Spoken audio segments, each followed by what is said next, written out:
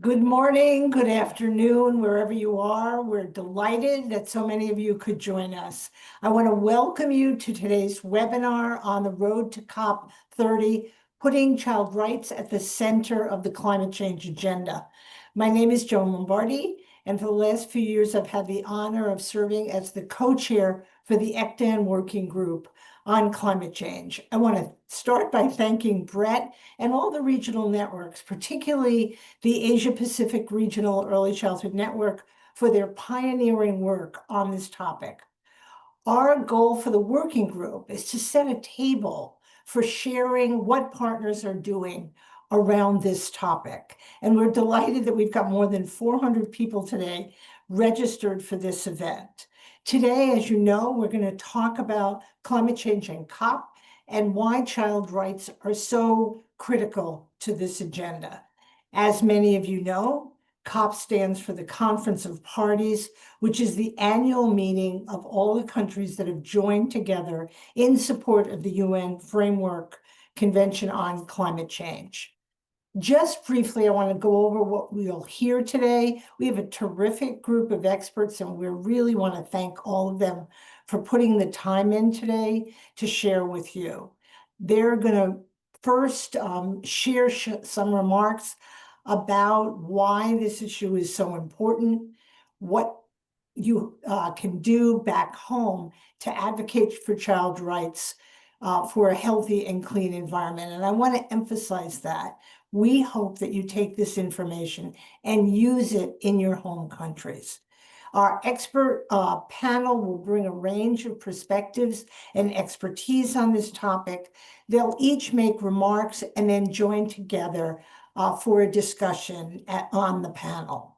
We hope that you're gathering up your questions and putting them in the chat or the Q&A, and we'll try to get to as many of those questions as possible. This is the time for you to ask questions. There's no question that's not important. So with that, I am delighted to turn it over to Brett Weissel, who leads ECDAN's policy and advocacy work and is such a terrific champion for children. Over to you, Brett. Thank you, Joan, and thank you so much for that introduction. So, as we've heard, climate change is an issue that we all need to pay attention to because it impacts every child across their life course. So to talk a bit more about that, we're going to hear from Leticia Silva. She's the International Affairs Coordinator with the Alana Institute in Brazil, where COP30 will be held. And Leticia is going to share a little bit about why COP is so important to the child rights agenda. Okay, over to you, Leticia. Hello, Brett. Hello, everyone. Good morning, good afternoon, good evening.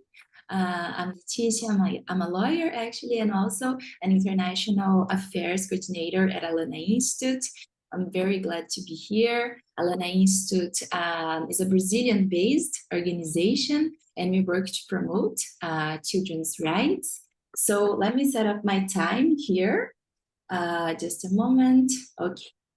So before I share a little bit more about a policy paper that we launched this year, I would like to highlight the importance of connecting children's agenda with the climate agenda. And this is what we do here at Alana, try to link children's rights through these broader global agendas.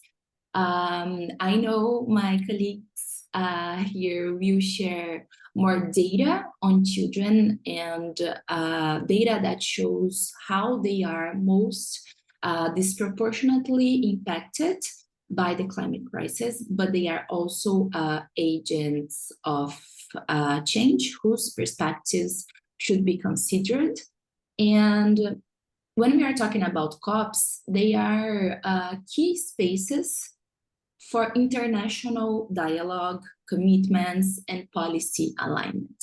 And right now, as you may know, we are facing, we have a current challenge posed by the loss of trust, for example, in multilateralism. And we need to rebuild confidence in collective global action.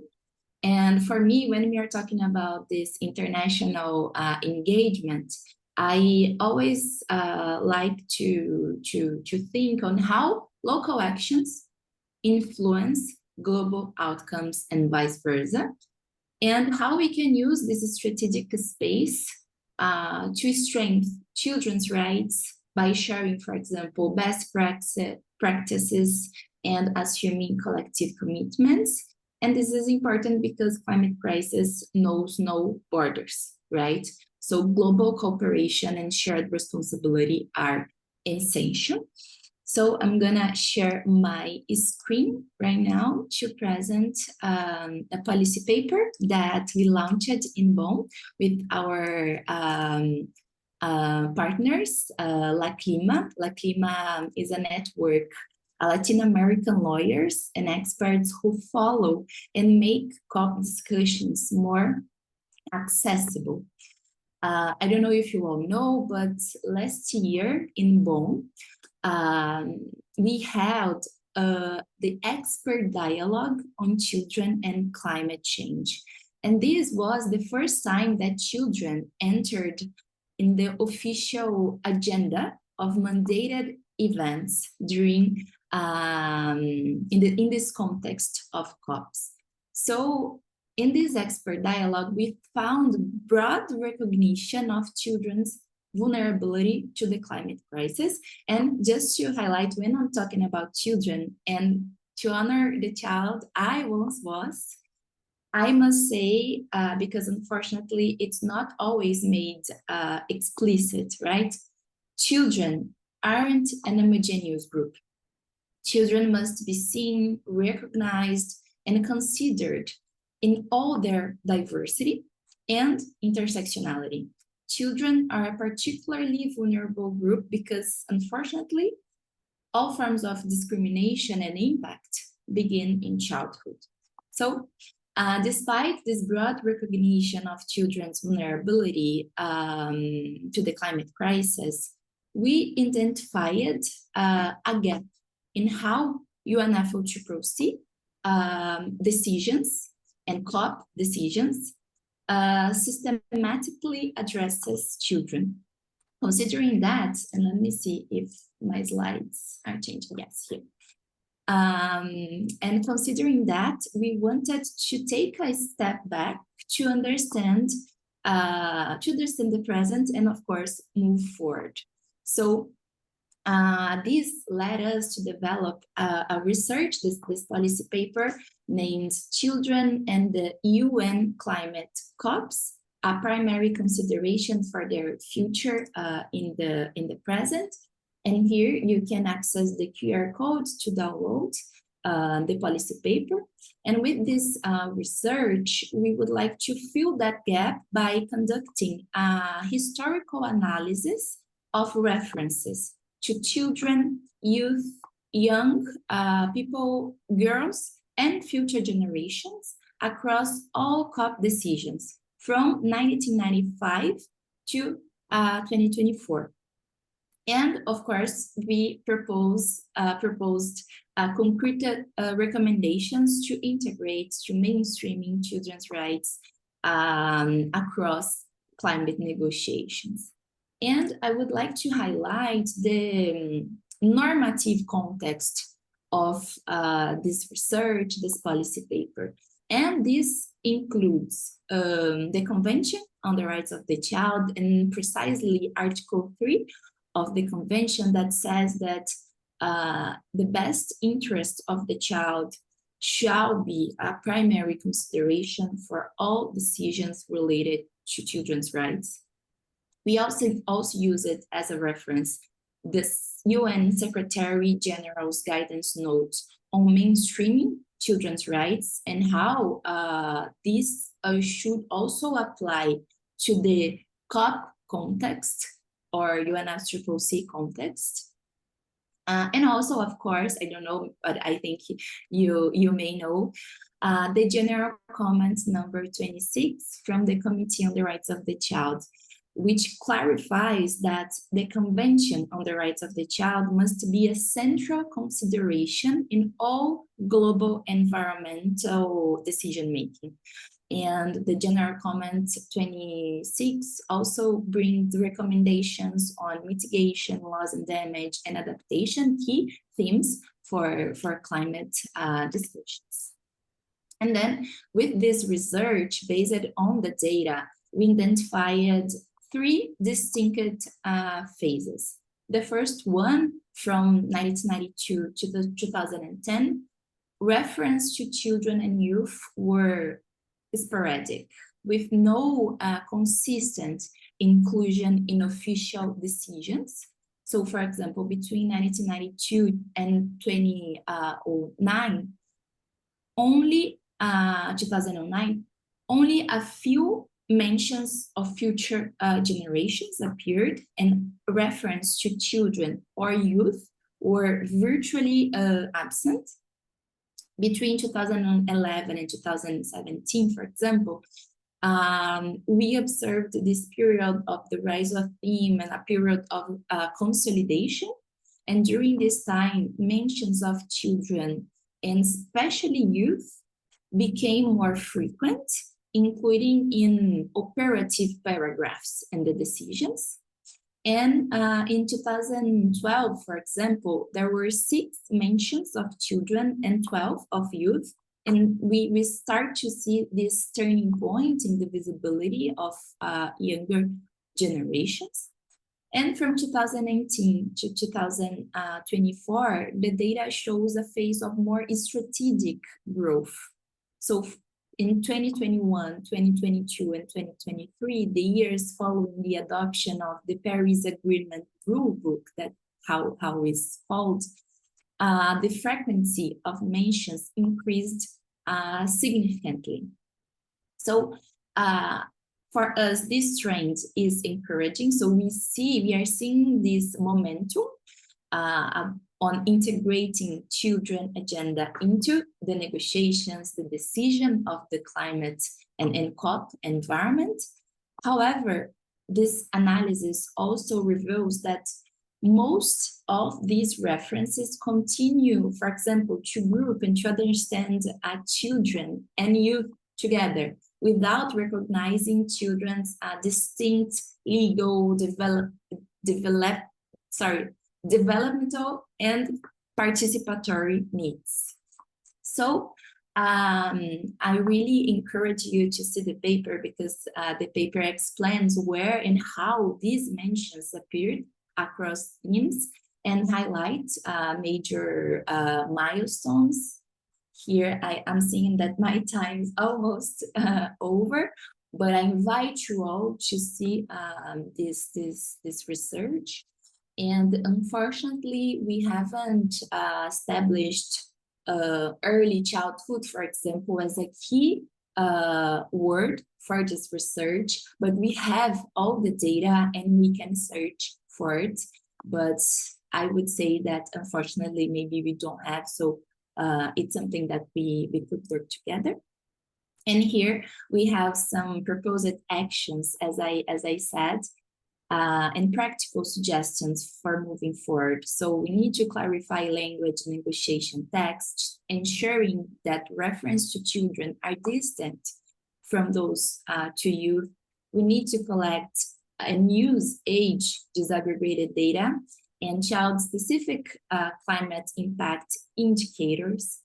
We need to establish formal mechanisms to include children's voices and perspectives and ensure their participation in appropriate ways. And of course, allocate specific fund to programs that protect and promote the rights and well-being of children in climate action. When we are talking about negotiations itself, we want to bring this narrative around this policy coherence between the Convention on the Rights of the Child and also the UNFCCC context and etc. So states should recognize children as a primary consideration in COP related and climate related decisions. And as I mentioned, we had expert dialogue last year, and we want to see a follow-up for it and this COP could be this turning point. So I invite you all to see the policy paper, and I'm very happy with this exchange here. Thank you, Brett. Thank you all. Thank you so much, Leticia. And please do share the paper in the chat if you haven't already. And I also appreciate your focus on age-appropriate, age-responsive solutions, because children have different needs at different ages, and that's important to articulate to the decision makers at COP. So, as you've highlighted, climate change is a child's rights issue, and the more work we've done on climate change, the more we realize there's just a real need to continue to build awareness. And for many, COP seems rather distant, right? And so at the same time, it's a critical opportunity to really elevate the needs of children within these negotiations and try to develop child and age responsive solutions and financing. So to get into that a little bit more, we'd like to spend the next few minutes discussing what's at stake at COP and the specific agenda items our partners are working on at COP. They'll be on the front lines in Brazil fighting for children's rights. And so first, we are going to hear from Leah Pressburger, the Adaptation Policy Focal Point at UNICEF, and Nadia Zaidi, who is the Loss and Damage Focal Point at UNICEF. And then we're going to hear from Sumaira Arslan, who's the Climate Engagement and Policy Advisor from the Children's Rights International Network she's going to be speaking on the just transition. So Leah, please, over to you. Let us know what's at stake at COP this year. Thank you, Brett. And hi, everyone. Good morning, good afternoon, good evening. It's absolutely lovely to be here. And we're very excited to, as Brett said, speak to a bit more what's at stake at COP. So I'm just sharing my screen, but my laptop is deciding to take its sweet time doing that. So just give me a moment.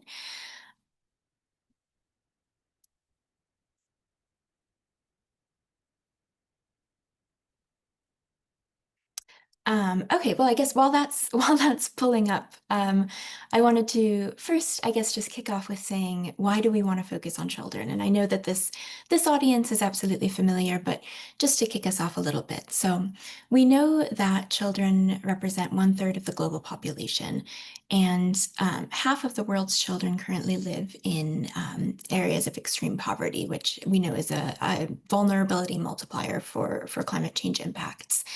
And at the same time, we are seeing that climate policies, climate finance is not reaching the needs of children.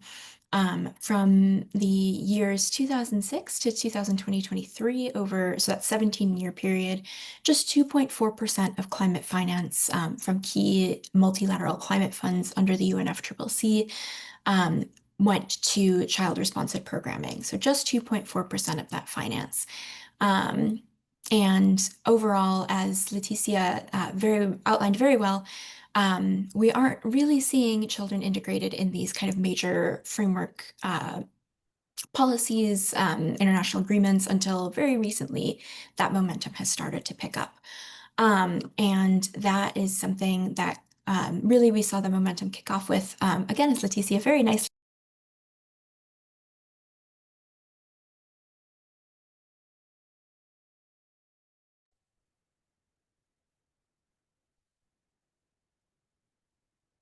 Leah, it seems we have lost you.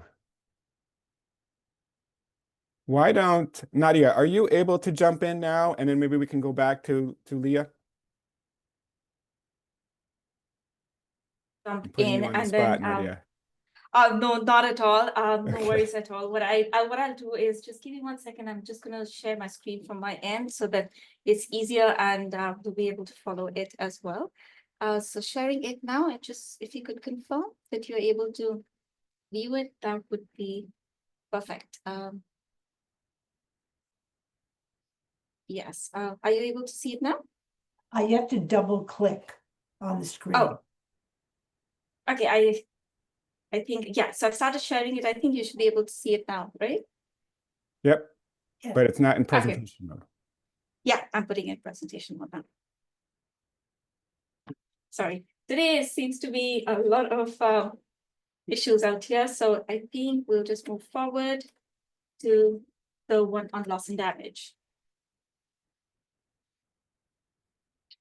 but I'll just start it off. So for loss and damage, I want to focus on three things in the next few minutes. The first one we're going to talk about is what do we mean by loss and damage.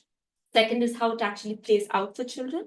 And third is what to watch out at COP for loss and damage, especially when we want to focus on where we feel the need for children to be highlighted. So first and foremost, loss, what exactly is loss and damage? Sorry, this is moving very fast.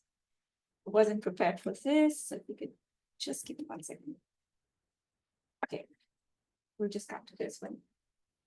Yeah, so when we say loss and damage, what do we mean? It means the negative impacts of climate change that happen despite mitigation and despite adaptation, or because they're not in place in time. So it's essentially considered the third pillar of climate action under the Paris Agreement. At about 1.1 degrees centigrade of warming today, countries are already feeling the impact of climate change. We can see damaged infrastructure, disrupted essential services, lost livelihood, and damaged ecosystems as well. With that, we are also seeing that climate loss and damage has now become the third pillar of climate action.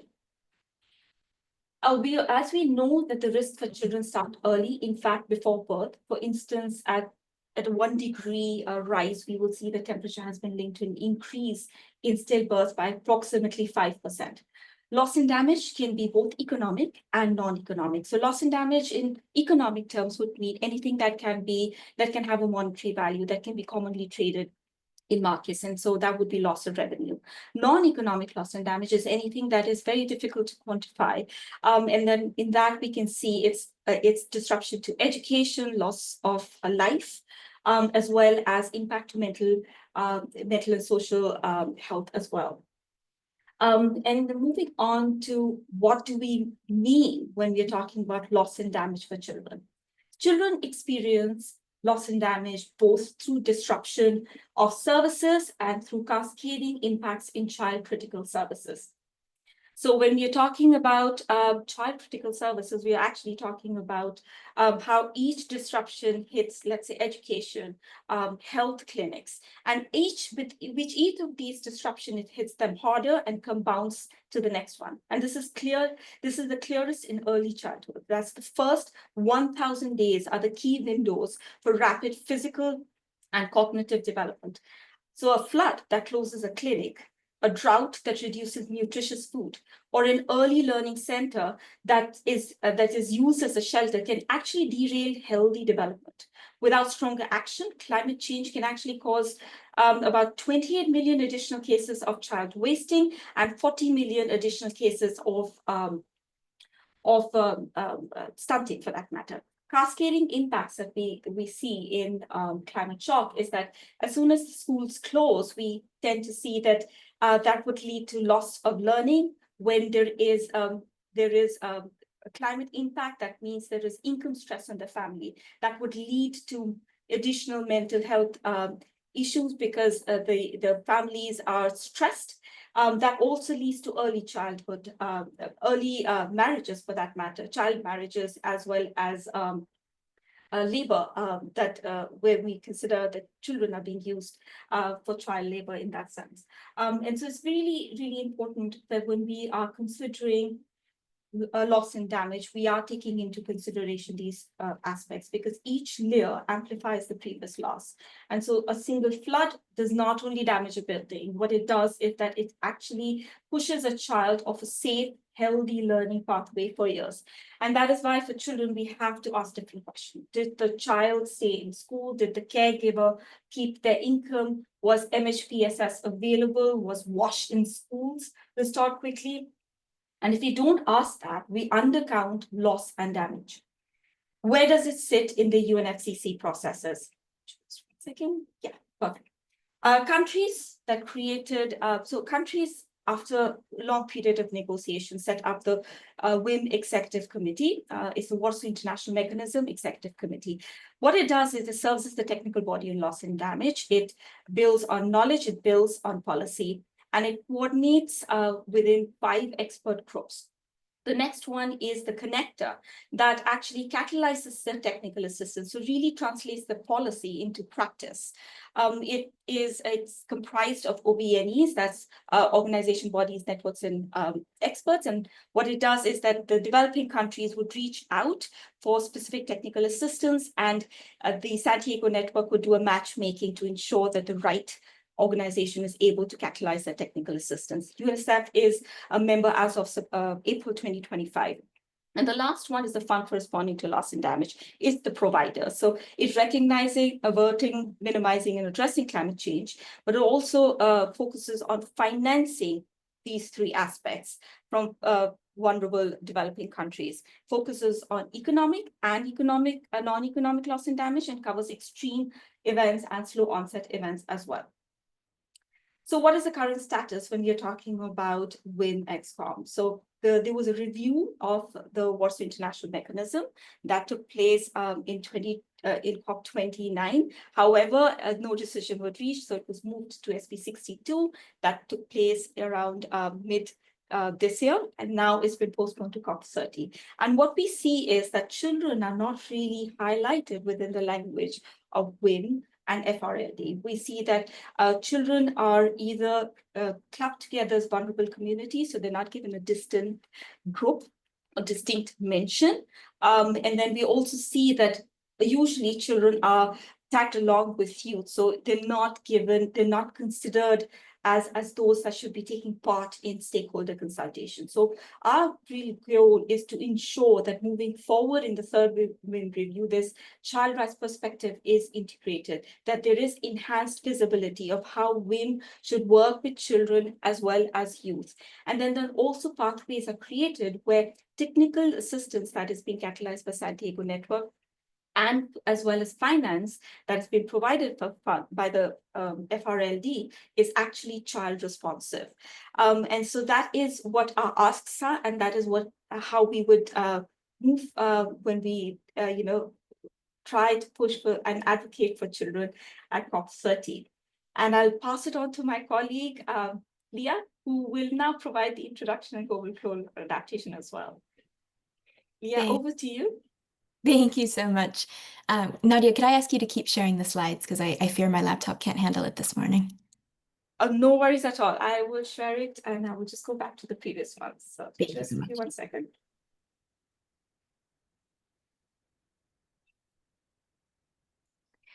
So while Nadia is pulling that up, just to kind of recap where I was leaving off.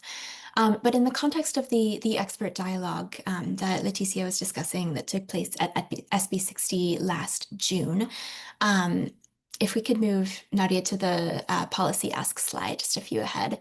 The outcome of the dialogue, a few more, Nadia, to the expert dialogue slide, thank you. Identified actionable recommendations, which are informing our actions at COP this year. If we go to the next one, thanks. So overall, kind of the overarching approach that we're taking is to mainstream child-focused measures across work programs throughout the UNFCCC and beyond. So within national level action, like the NDC 3.0s that are coming in this year, as well as national adaptation plans and the biennial transparency reports, which are going to be begin coming in next year. And then within the UNFCCC agenda items, there are quite a few places that are quite relevant for children and their needs across the life course. So we have adaptation, referring back to both NAPS and then the global goal on adaptation as well. We know this is going to be a key year for adaptation in general, as the COP presidency's 8th letter recently highlighted. And we'll dive into that in just a minute, but to quickly just speak to some of the other work streams, Nadia's walked us through loss and damage, mitigation and just transition, gender, climate finance, action for climate empowerment, the youth climate champion. So all this to say is there are many, many entry points where we can bring children and youth to the forefront, and UNICEF is engaging in all of these work streams, even if we don't speak to them all today. We do have concrete recommendations outlined in our policy brief, which I can share in the chat in a moment. And you can take a look at that as well if you want to scan the QR code. So just in the interest of time, I think let's go to Nadia, if we could skip to 2 ahead. just to speak to the GGA. So for some quick context setting, because there's quite a lot of jargon and technical work streams that are happening. So the Global Goal on Adaptation, while it's gained a lot of attention recently, has actually been around since 2015 when it was established under the Paris Agreement. And the overall goal is to strengthen resilience and reduce vulnerability to climate change impacts. But when it was introduced in 2015, there wasn't sort of a clear path forward. There weren't any additional details on what that actually looks like. So the process continued, and more recently at COP28, the UAE framework for global climate resilience was introduced, and this is where the kind of targets under the GGA come into play. So there are 7 thematic targets and then 4 dimensional or policy cycle targets under the GGA aimed to be achieved by 2030 and forward-looking. And to get there, we've been working on the UAE BLM work program on indicators. So this was also launched at COP28 and has involved a very technical process to operationalize and advance adaptation efforts under these 11 targets. Both by developing technical indicators and then also some more longer-term political planning. Next slide, please. To just quickly walk through the overview of the different targets. So we're looking at sectors like WASH, food and agriculture that includes nutrition, health, ecosystems and biodiversity, infrastructure and human settlements, poverty and livelihoods, including adaptive social protection, and cultural heritage. And then we have the policy cycle targets like impact, vulnerability, and risk assessments, planning, implementation, and monitoring, evaluation, and learning. So we can see that there are quite a few child critical social sectors that are front and center in the targets, like WASH and nutrition and health. But there are also some gaps in the framework, which I'll speak to in a few slides. But overall, we've been working really hard, both on the technical side and the political side, to make sure that children's needs are centered throughout the different targets, kind of operating within this framework. Next slide, please. Just to then give kind of a more concrete update on where we're at in the process. So I've mentioned the different work programs. So this is just kind of a timeline since last year, since COP29, what's all the work that's been happening. There has been a technical group of experts that was convened. So 78 independent experts from around the world that have been working tirelessly to develop these indicators. And ultimately, the goal at COP30 is to land with a manageable set of no more than 100 indicators that are globally applicable and enable assessment of progress towards the different targets of the GGA. So next slide, please. So last year, there were nearly 10,000 indicators that were submitted to this group of experts from parties, organizations. UNICEF was part of this in submitting child-sensitive indicators and indicators meeting the needs of children across social sectors. So the experts really had their work cut out for them, but narrowed it down to about 500 at SP62 earlier this year. Got some feedback from parties, further narrowed it down to produce a list of 100 indicators that came out in September, October of this year. And now the task is what is going to be the case at COP? Are we going to end with 100 indicators? Some parties are sort of against that and are pushing for a more concise list, which would end up with more of an incomplete set than where we're at right now. And this is kind of going to be the big discussion point is what happens with these indicators and then what happens next. We could go to the next slide. And I'll just try to wrap up quickly here with our priorities that throughout the process and at COP30. So one of the big things that we've been striving to see included in the indicator framework is the inclusion of disaggregated data that would capture the specific vulnerabilities and capacities of children. So disaggregation by age, sex, disability, socioeconomic status, migration status, ethnicity, all of those kind of categories to better capture the vulnerabilities of children. Similarly, specifically including child-focused or child-sensitive indicators under both the thematic and the dimensional targets. Similarly, again, promoting inclusive means of implementation in line with a COP29 mandate to extend to both ramp up adaptation finance and ensure that the benefits are extended to girls, children, youth, other vulnerable groups. Next, I mentioned that there were some gaps in the framework. So education is a big one that's been missing from the thematic targets and within the indicators themselves, as well as human mobility and mental health are also underrepresented. Yet we know that these sectors are absolutely critical for child well-being. So that's something we've also been trying really hard to get included in this framework, since it's going to kind of set the stage for adaptation work going forward. And then finally, just looking ahead after COP30, we know that this list of indicators isn't perfect. Some need a lot of technical work to be fit for purpose and adaptation relevant and ready to be used. So we think it's very important for that technical process to continue.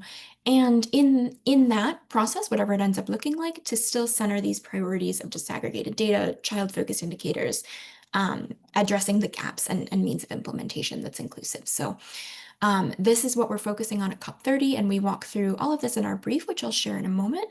And in the interest of time, I'm going to stop here, but happy to take any questions later. So back to you, Brett, and thank you very much. Thank you so much. So now let me just quickly pass over to Sumaira, who's going to talk a little bit about the just transition. Over to you, Sumaira. Thank you very much, Brett. Just sharing my screen and hopefully it will work out. Does that work? Are you all seeing my screen? Yep. Fantastic. Thank you so much, Brett. And thank you, everyone. Good morning, good afternoon, good evening, or good night to everyone. Today, I really want to talk about why a just transition must be rooted in children's rights and human rights. Because no matter how you turn and twist it, children are at the heart of the transition that every country has to go through to limit global warming to 1.5 degrees. So the concept of a just transition has become central to global climate negotiations. It's about ensuring that as we move toward a low carbon and sustainable economy, we do so in ways that uphold intergenerational equity, social inclusion, and human rights, truly leaving no one behind. Yet right now, children and their rights remain largely out of these processes. So that is why we call for a child rights and human rights-based approach to the Just Transition Work Program under the Paris Agreement. This means viewing transition policies through the lens of international law, including and especially through the UN Convention on the Rights of the Child, its General Comment 26, but also the advisory opinions that came out from the international and regional courts, alongside, of course, other sources of international law.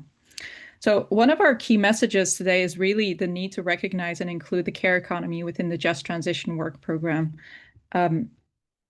Sorry, just sharing the next slide if that's, yeah. Both paid and unpaid care work, much of it done by women, directly supports children's well-being. It is the invisible infrastructure that holds our societies together. Investing in decent, fairly paid care work promotes gender equality, strengthens social protection systems, and supports the realization of children's rights to health, education, and a clean, healthy, and sustainable environment. We also call today for concrete measures to eliminate and prevent child labor in every sector, both in the old high polluting industries, such as the fossil fuels industries, as we all know, and in the emerging green sectors. Recent research from Save the Children International shows that, and I quote, child labor risks are omnipresent in global supply chains, which is a research done through the main sectors that are highly polluting. No green economy should be built on the exploitation of children. A just transition must ensure that no child is left behind, that no family is pushed deeper into poverty because of poorly planned policy, and that no child's future is sacrificed in the name of progress. This discussion takes on a greater importance alongside the recent advisory opinions I just mentioned from the International Court of Justice as well as the Inter-American Court of Human Rights. Both courts made it clear that states have obligations under international human rights law as well as under climate treaties to take all necessary measures to protect the climate systems and the broader environment, and to use intergenerational equity as a guiding principle in all climate action.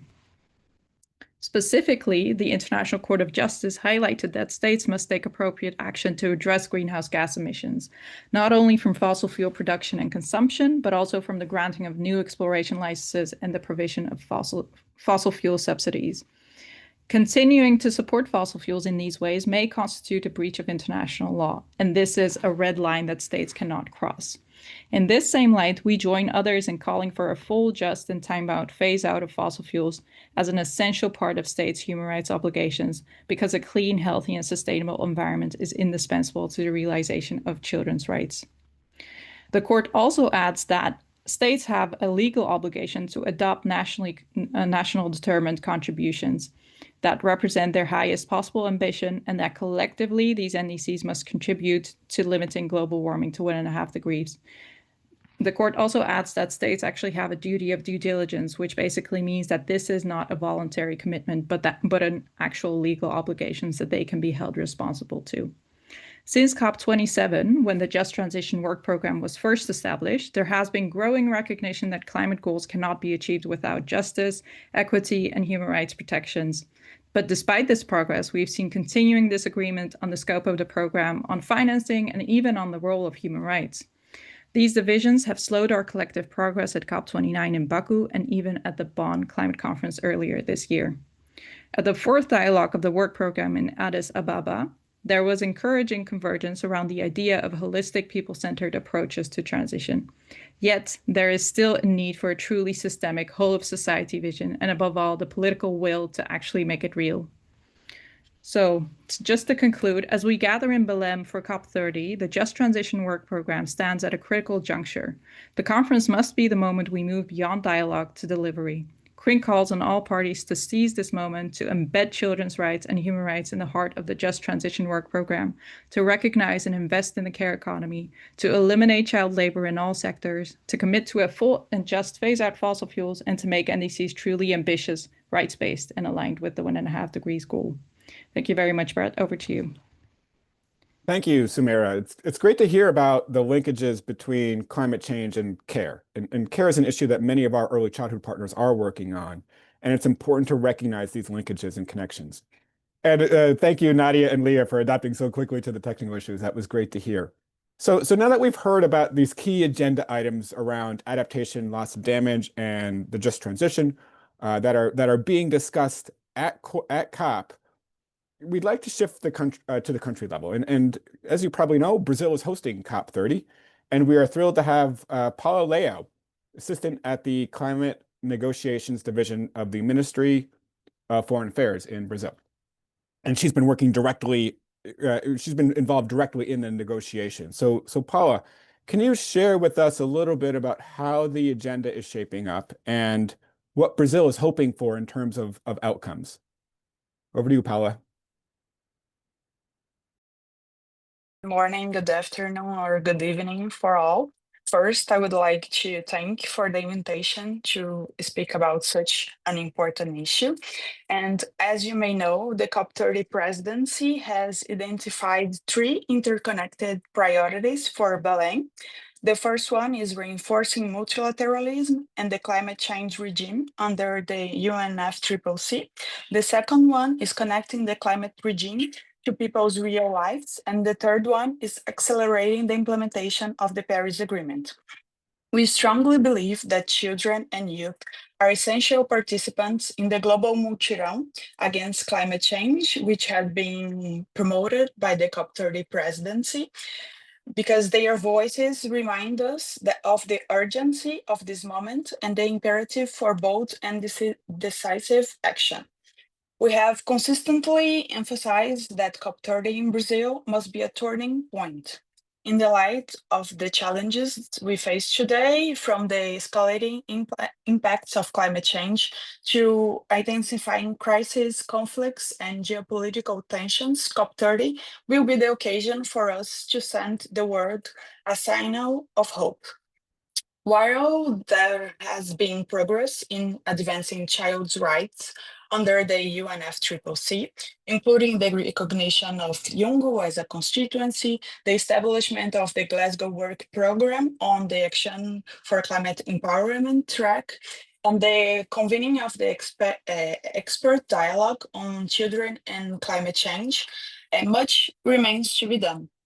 From Brazil's perspective, further progress was achieved in Bonn last June during SB 62, with drafts text forwarded for negotiations in Belém, particularly in the tracks of just transition, gender, and adaptation. Specifically regarding adaptation, the global goal on adaptation is one of the most anticipated items on the agenda, especially with the expected conclusion of the UAE Belém Work Program. Over the past 2 years, this program has focused on developing global adaptations indicators.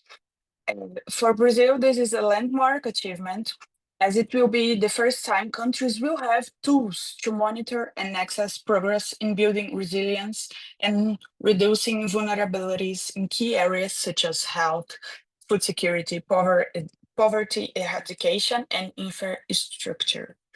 Brazil sees adaptations indicators not merely as technical tools, but as instruments that bring visibility, legitimacy, and direction to the climate resilient agenda.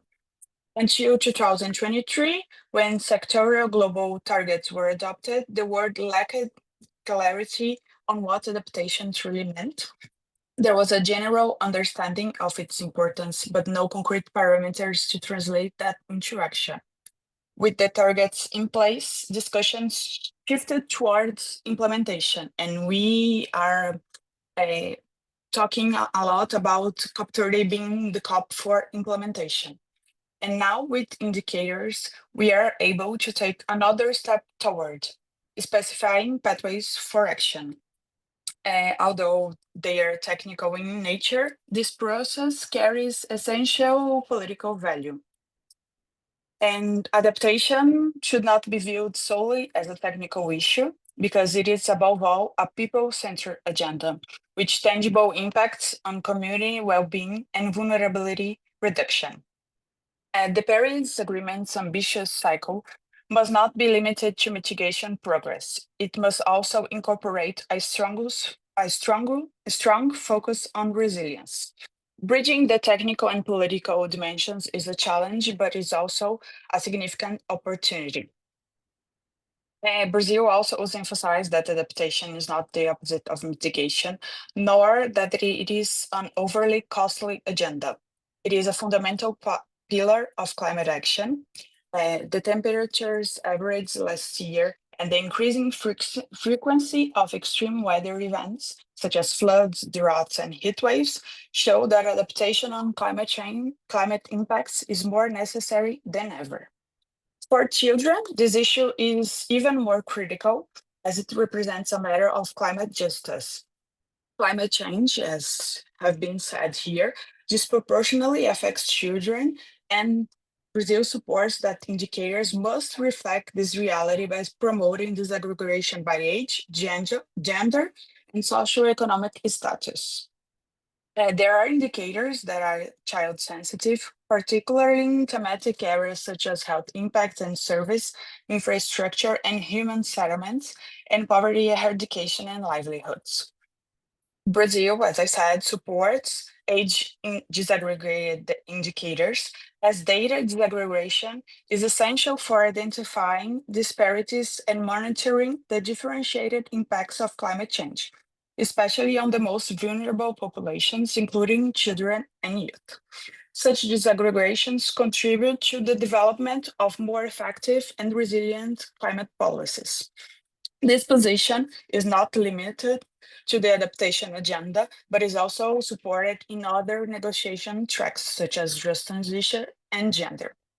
In Belém, Brazil will continue working to preserve the progress made in Bonn and to secure ambitious decisions capable of fostering progress across the 5 pillars of the climate regime, which are mitigation of emissions, adaptation to climate impacts, climate finance, technology development and transfer, and capacity building. As COP30 presidency, Brazil assumes the responsibility of coordinating negotiations mandates and working with all parties to ensure outcomes across all tracks of the climate agenda. However, it is always important to remember that decisions under the UNFCCC require consensus, And with over 190 parties involved in the regime, we may face challenges that we will continue working hard to overcome. Finally, I would like to emphasize that for Brazil, integrating child and youth responsive approach into climate policies is not only about protecting rights, it is also about empowering future generations as agents of change in the transition to low carbon and climate resilient societies. Thank you.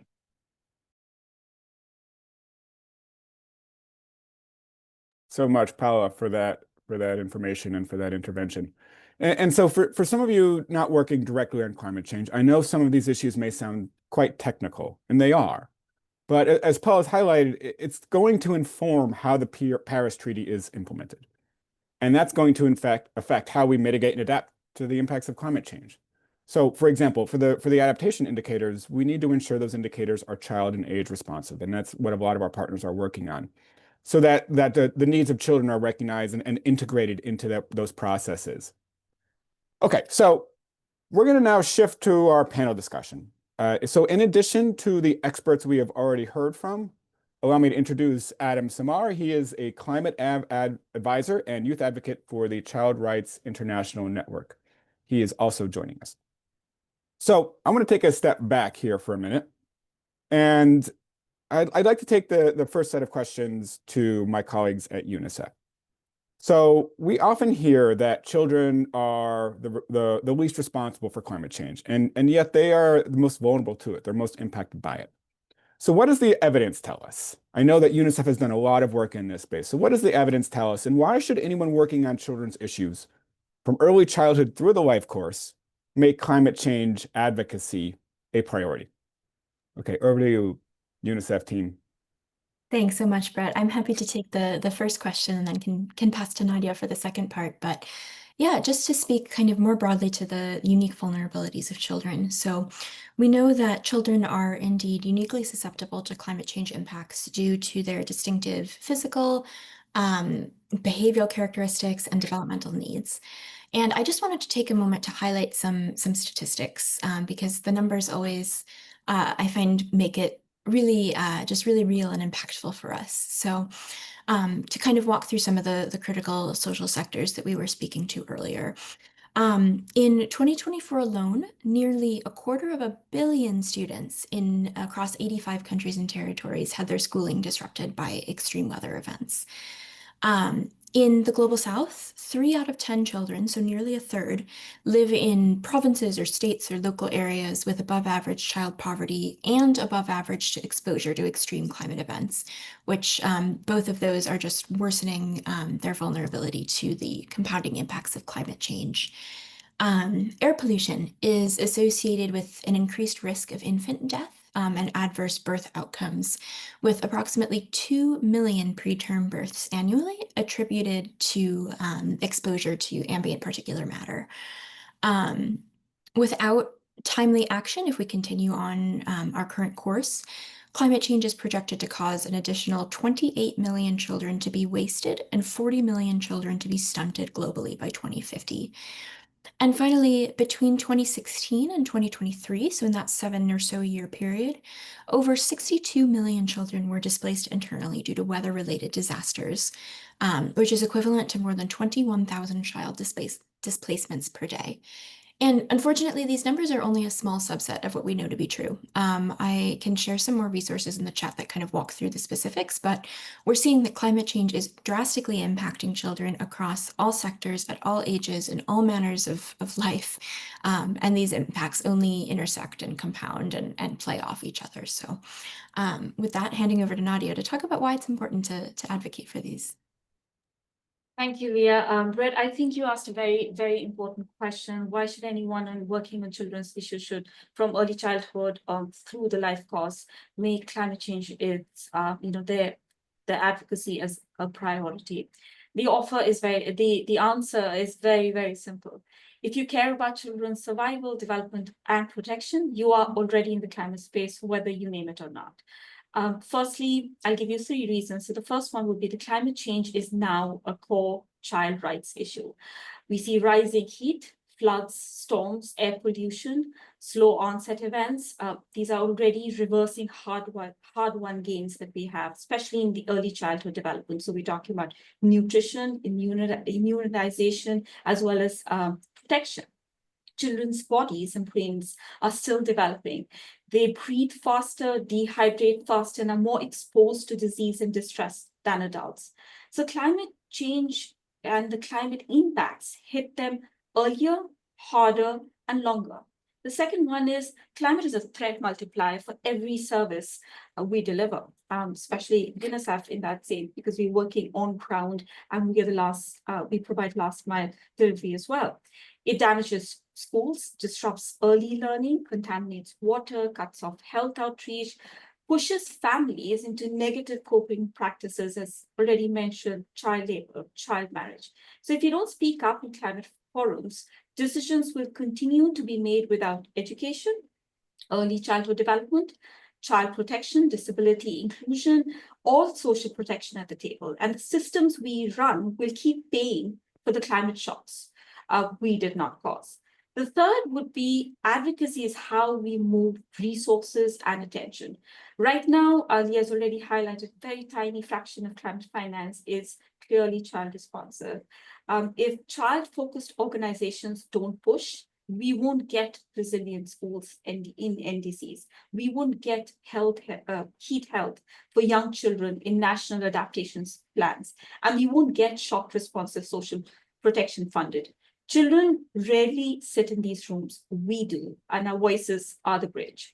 So the priority is that we bring child evidence, child language, child solutions into climate spaces, not later, but now.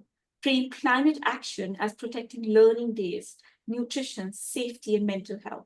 If we mainstream these narratives, climate policy becomes better policy for children from early childhood all the way through adolescence. And so I hope this message goes forward and we have more and more colleagues working on climate advocacy and considering that as their priority. Over from my side and over to you, Brett. Thank you. Thank you, Leah and Nadia. And so they've highlighted something very important here, and that is the impact is real. It's becoming more tangible every day. And we need, as a community of advocates, to step in. So the question is, how do we deal with that impact, right? How do we elevate these issues to decision makers at COP and decision makers in your country? So I want to turn to Leticia now, who's been working on these issues for some time. So from your perspective, Leticia, what is needed to put children at the center of these climate discussions and link these agendas? Over to you, Leticia. Thank you, Brett.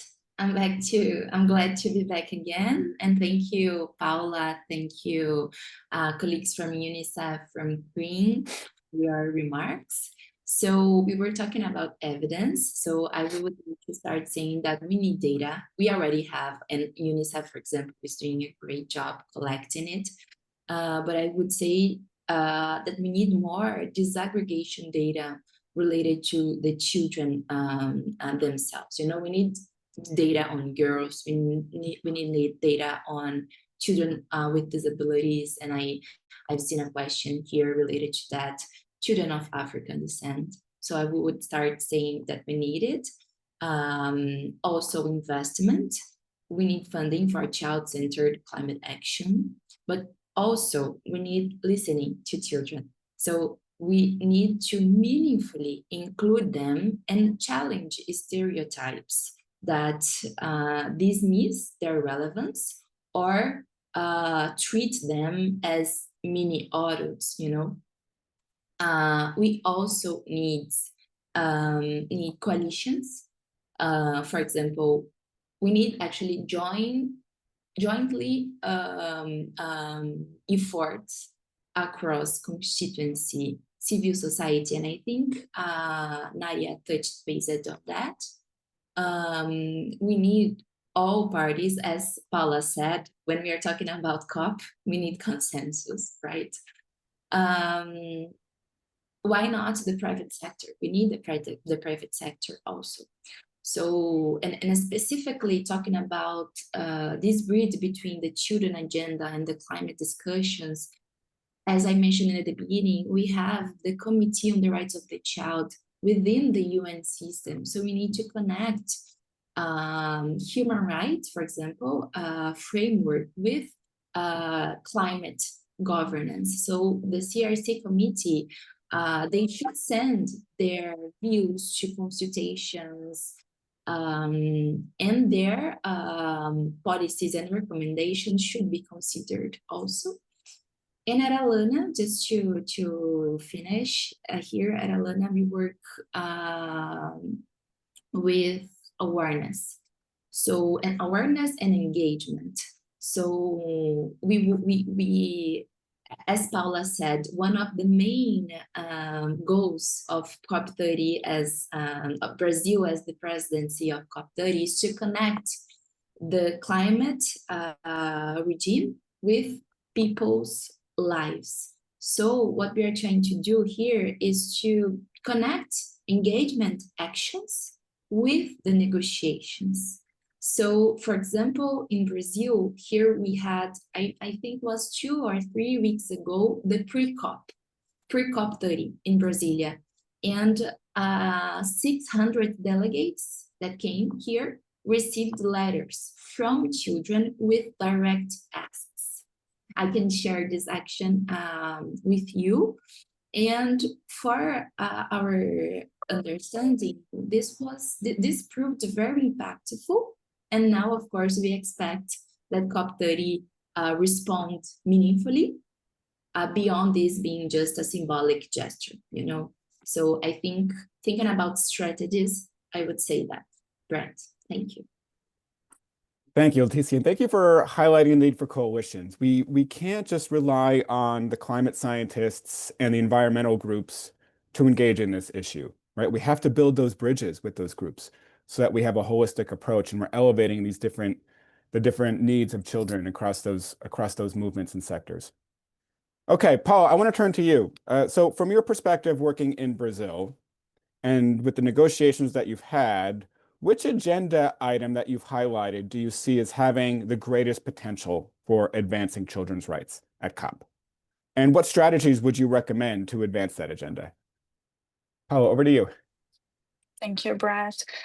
This is a tough question because we recognize the importance of all negotiation tracks in advancing child rights, which is a cross-cutting subject.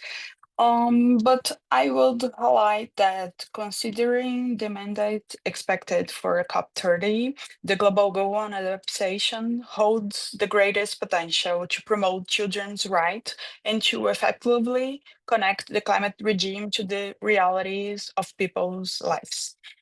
The indicators proposed under the GGA are broad and encompass multiple areas. One of them calls for special attention to the number of children assisted through relocation protocols in response to extreme weather events affecting human settlements.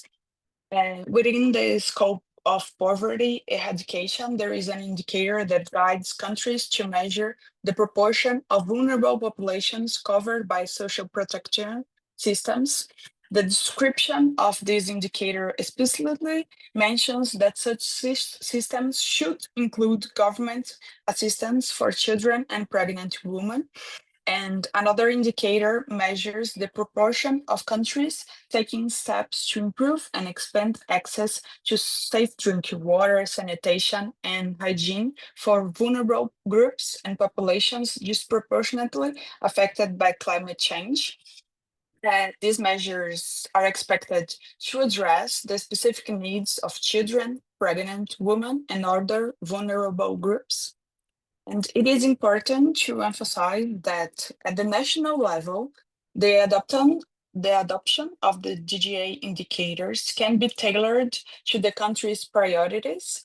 And therefore, even if the indicator does not initially include disaggregation data for children and youth, there is nothing preventing the country from implementing such a focus if it aligns with the objective of its public policies. Regarding strategies, as I mentioned earlier, reaching consensus can be challenging. And to overcome this, it is essential to maintain open dialogue with all parties, constituencies, institutions, and relevant stakeholders. And we must continue fostering exchanges that highlight and promote the meaningful inclusion of child rights within the climate agenda, such as this webinar. Thank you. Thank you, Paula. And it'd be interesting to hear from people in the chat if they have been impacted directly by extreme weather events that Paula has mentioned. You know, has your community, have you been impacted by extreme weather events? Have they disrupted your routines, your daily life?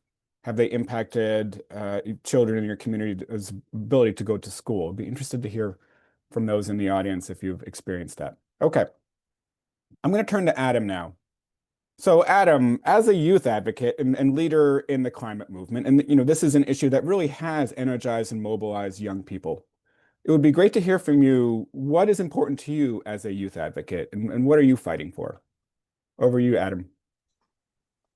Cool. Thank you so much for that introduction. I'm really happy to be here. First, I want to echo what Letitia said earlier, which was we need to properly include children in these conversations. In my work as a climate advocate with Child Rights International Network, we drafted a letter of recommendations to COP30 policymakers that include our recommendations. And I had the honor of being one of the main co-authors of that. The letter itself is really useful to explain what's important to me as a youth advocate, because it really reflects the positions that most of the climate advisors that CRIN has, who are 18 and under, and myself feel in terms of the climate crisis and how it intersects with children's rights. Personally, I think the first thing and the most important thing that I'm always championing is the inclusion of children at the table, the inclusion of young people at the table. For example, in my personal work, I'm part of Yongo, the children's youth constituency to the UNFCCC. And I've worked for 2.5 years in Yongo and in CYMG, working on the global youth statement, working on policy positions, and doing the work that children aren't often included in, that is really vital for children to be represented in, so that they can represent their own interests, so that they can be heard. Our recommendation letter calls for the facilitation of people's assemblies and children's assemblies as a mechanism to ensure that children can be heard, and that people in general who aren't part of the climate space can be heard, and who aren't part of civil society can share their opinions in a way that's more direct to national plans. We've already had a lot of success with children's assemblies specifically. One of our climate advisors helped facilitate one in Ireland, and about 58 inputs from children from the age of 7 to 17 were taken, and calls for actions were made, and many of them, the vast majority of them, were implemented in the National Irish Biodiversity Action Plan. And that really goes to show how effective these assemblies can be, and how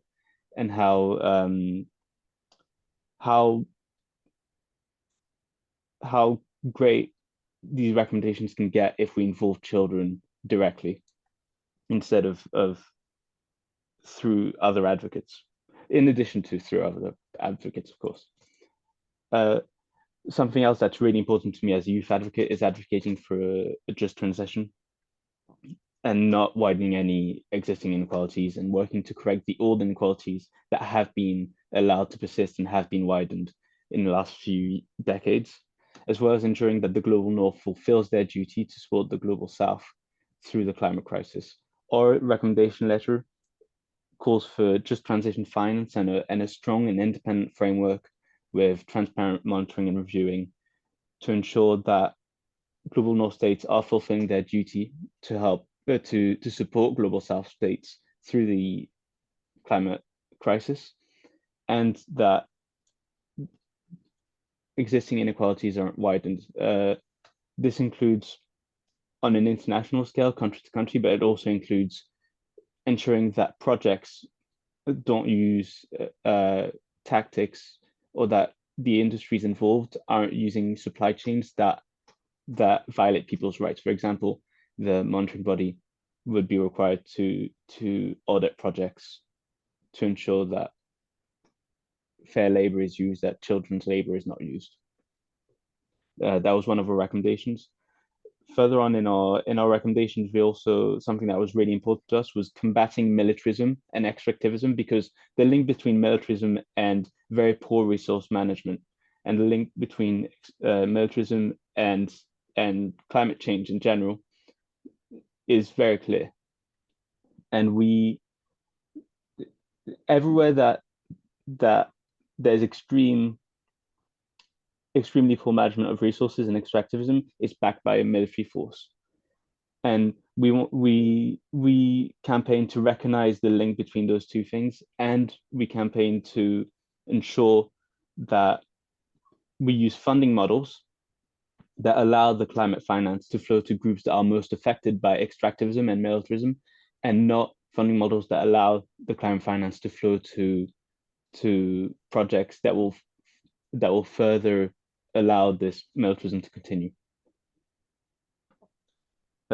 Something else that's really important to us is very obviously advocating for the phasing out of fossil fuels, and more specifically, the thing that we focused on a bit more in our policy letter was advocating for states to support communities that are negatively impacted by the fossil fuel phase out. That's either through income stabilization, job creation in clean sectors, education, infrastructure investment, any and all means that have been used in the past for similar crises, but not of the same scale. That's really important to me specifically, because my family's from Algeria, which is kind of a petrostate, and obviously that means a lot of people, a big portion of the population are linked to the petrochemical industry and are linked to very, very greenhouse gas intensive industries. Some of my family members work in the petrochemical industry because that's what you do. You can't really, it's how it is. So we're advocating for states to create jobs in clean sectors. We're advocating for states to stabilize incomes during the energy transition. Adam, I'm going to ask you to wrap up just so we can have time for one more question and hope to get to the audience questions. Of course. The last thing we really advocated for was transparent monitoring and respecting children's rights, including incorporating climate education into all aspects of national curriculum across all countries, and facilitating children's assemblies, as I said earlier. Thanks for hearing me out. Thank you, Adam. And thank you for highlighting mitigation. It's a role we can all play, and climate financing and ensuring that climate financing gets down to the vulnerable populations. All right, so I'm going to take one more question and do a sort of lightning round kind of response from everybody. We only have a few minutes left, but I want to make sure we're really talking about what can advocates do back home, because COP is not very accessible to many people, especially civil society. And so for those of you at home, what can advocates do back home to take up this cause and influence decision makers? All right, we're going to do a lightning round here. So I'm going to go to Nadia and Leah first. Any quick thoughts? Thank you. I think the foremost thing that advocates out here can do and take back to their country is focusing on understanding what the climate policies are and understanding that climate change impacts everyone. And so the more you understand, the more you're better to advocate. And I think that's the key, the language as well as the depth of what it tries to address, climate policy for that matter, and specifically loss and damage, I would say. Over to you. Yeah, thanks, Nadia. I think that's a really good point about trying to learn as much as you can, both so you can be an informed advocate and also then kind of navigate the jargon that gets thrown around in this space. But I think also for youth advocates especially, it's really important to sort of find your network and find your people, because this process can absolutely be overwhelming and intimidating, but connecting with others who are involved or finding someone in this space, whether it's another youth advocate or a mentor who could kind of guide you through the process, really helps to avoid kind of that burnout and overall negativity that can come with engaging in this space. So yeah, find your network and stay informed. Great. How about Leticia, from you? Any perspectives? Yes, Brad, thank you. So as I said in the first presentation that I made within the policy paper, we need to ensure that the local informs the global and vice versa, right? So I would like to highlight, I think Paula touched base on that, on the NAPs, so engage in the national adaptation plans. And also, I would like to highlight what Adam said on listen to children and youth and put them at the table. And I am happy to share with you that we launched a step-by-step guide to run what we call as mini COPs. You can run a mini COPs in your community, in schools, for example, and give this space to children to learn about all these environments and of course deliver their specific demands directly to decision makers and local authorities, for example. And I'll be happy to share here in the chat. This is step-by-step guide. Great. That'd be great to hear that step-by-step guide. Sumaira, any thoughts? How do we take this message back home? How do we engage at home? Thank you so much, Brett, for that question, and thank you everyone for your answers as well. That's very, I don't have much to add other than really engage with your policymakers and decision makers. A lot of change happens in their hands. They are the kind of people in power that you want to influence, that you want your voice to be heard. So however small or big you want to reach out to them, whether it's a letter, a video on social media, or just a tweet or any kind of approach or communication that you can do, that really makes a difference with policymakers and decision makers at the government, at your governmental level. Thank you. And perhaps should I hand it over to Adam to add on to that? Adam, please come in. Yeah, I really agree with what's been said so far. Engage with everybody you can, especially if you're going to COP or if someone in your network is going to COP and is able to be in these UNFCCC spaces and has that privilege, because you're able to brief everybody before you go, debrief everybody. That's what I'm going to do here in London. And then they'll demystify and kind of make COP outcomes more accessible to national advocates. And yeah, just be active in your networks and in your communities and listen to young people. Thank you so much for that, Adam. And Paula, any final comments? You're on the front lines down in Brazil. Any suggestions on how we can take this issue back home? Thank you. First of all, I would like to highlight a good practice that Brazil supports, which is to include representatives from civil societies within its delegation for both SBs and for COPs. I think that it's important, and other countries should do the same. And one other thing that I would like to highlight is the importance of the engagement in the development of the NDCs within each of countries, and to push for ambitious targets. That will be it. Thank you. Thanks for that, Paul. I love the ambitious mentality.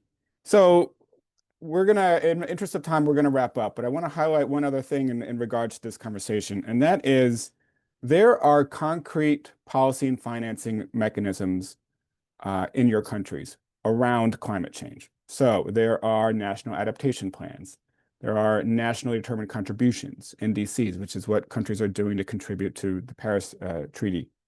There are a number of climate financing mechanisms that can be leveraged for issues for areas around education, early childhood, retrofitting buildings, etc. So we put together a policy brief on that. I put it in the chat.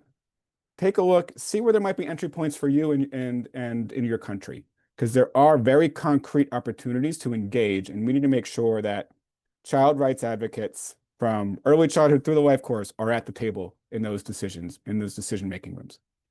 So let me wrap up, and we're going to go to Amalia before we wrap up. But I think this is a really amazing discussion. I hope all of you walk away from today's webinar with the recognition that climate change affects every child through the life course, and the stakes are really, really high. So all of us working on children's issues, we need to make this a priority. And we need to make sure that we cannot share these efforts. We cannot leave these efforts up to a handful of organizations. We all need to mobilize. We need to mobilize our collective voices. So I want to just share one new resource as well from ECDAN. So ECDAN has what we call our Knowledge Fellows program, and it is a group of early professionals working. They work on a project throughout the year, and we have one of our Knowledge Fellows, Sadaf Qayyum, has developed a new climate advocacy brief for her project. That was the project that she worked on for this round of Knowledge Fellows. And the brief highlights how investing in early childhood development can be a critical strategy for the climate agenda, and really shares some very specific recommendations on how countries can engage at the global and national level in a way that really harnesses the power of early childhood and advances the country's climate goals. So I would encourage you to take a look at that. We'll share it in the chat here. We're also going to put it on our website, and we'll be promoting it through social media. You see it there. And I would encourage you to take a look, because I think it's going to help to frame the discussions that you may have with your partners, as well as the policymakers and decision makers that you are engaging with. And for a more detailed overview of the brief, we're going to have please join us on November 19th for a webinar at 8:30 a.m. Eastern, where all of the Knowledge Fellows are going to be sharing their projects and getting into a bit more detail. So I'm going to now, to provide closing reflections, I'd like to introduce you all to Amalia Garces. She is a member of the Participatory Committee of the Presidency Youth Climate Champion, which aims to enhance and encourage the inclusive engagement of children and young people in climate decision-making and policy processes. So this came up a lot today of the need to and strategies for integrating and engaging children and young people into the decision-making processes. So Amalia, will you share a little bit about how the work you're doing is integrating the needs and voices of children into the projects the PYCC is working on? And as you know, many of our partners on the call today are working to ensure COP structures, processes, and policies are representative of the needs of children. And so it'd be great to just hear your voice on that, and specifically highlight what you're doing in terms of ensuring that young children and their parents and caregivers are also being engaged and integrated, which is, as you know, particularly challenging for our community, because young children may not be able to engage in some of the fora and policy platforms that exist. Amalia, over to you, please. Yeah, so hi everyone. Thanks for letting me add this little bit of a note at the end of this incredible session. So I'm going to highlight a little bit of what we've been doing within the PYCC team. As you might know, it's probably been mentioned already, during the SB 62, children and youth were finally recognized and mentioned in a lot of the negotiation texts, with explicit mentions in the final texts: agriculture and food security, the GGA, just transition and gender, where some of the negotiation texts children and youth were mentioned in. And this was a historical step, which we believe was thanks to the global mutirão we've been doing. These mentions in the text are essential so that the best climate decisions are made with young people and children properly prioritized. We know that if global negotiations move forward, national laws advance, and the future improves for everybody. This was done thanks to a large number of people, including several of our partners, like the Alana Institute, which is here now, La Clima, and the amazing Brazilian negotiators. And it's something we will continue to push during COP, and we are welcoming contributions as to how we can build this, but it's something we are prioritizing when speaking on negotiations and events. But before that, on Children's Day in Brazil, we managed to fund 10 of the mini COPs, which Leticia described here in Brazil. These activities are meant to encourage the protagonism and children's and teens' protagonism in the fight for climate justice. We managed, after long discussions, to get accessible accommodations for youth during COP, which will serve as a capacity building space. And inside of COP, in the Blue Zone, we will have the Children and Youth Pavilion, which I am very happy to say that I'm our team's focal point for, so I'm very involved in that. We helped conceptualize the pavilion and make it possible, and it's a space not only for children and youth thematic events, but it's for events made by and for children and youth. As well as that, I think anybody who has been to COP in the past few years knows that it has been a safe space for youth. Among the hustle of the Blue Zone, it's a space where we can share and be in community with other children, teens, and youth. And we hope it can be so in Belém. And on the 17th, I can already share that on the thematic day for children and youth, we will hold an event at this pavilion to speak to and listen to children in partnership with the COP presidency. And we hope we can, throughout the COP, after COP, continue to bring children to the forefront of all our discussions. So I hope that has served as a little bit of a contribution to this webinar, which has been really amazing. And thank you all. Thank you, Brett. Thank you so much for that, Amalia. And thank you all for joining us today. Please do continue to visit our partners' websites for information and resources. There's a ton on all of our partners' websites. We will follow up with the slides and additional resources that were mentioned today. And we hope that you enjoyed the webinar and look forward to the next discussion. Thank you all. Bye-bye.